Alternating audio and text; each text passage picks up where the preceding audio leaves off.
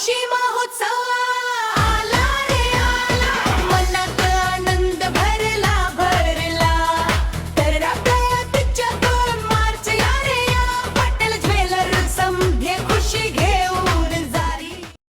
गुढीपाडव्याच्या शुभ दिवशी मुंबई पुणे एक्सप्रेस वेवर पुन्हा एकदा भीषण अपघात झाला असून या 3 जणांचा जागीच अंत झालाय, तर एक प्रवासी गंभीर जखमी झाला असून त्याची प्रकृती चिंताजनक आहे।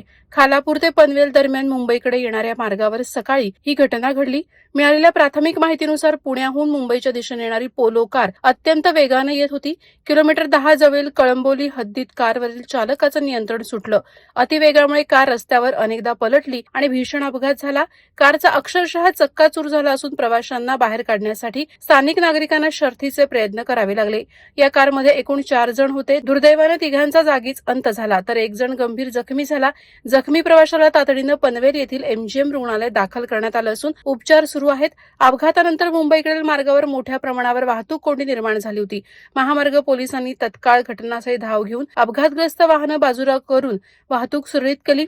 प्राथमिक तपासात भरधाव वेग आणि ओव्हरटेकिंग हे अपघाताचं मुख्य कारण असल्याचं दिसून येत आहे।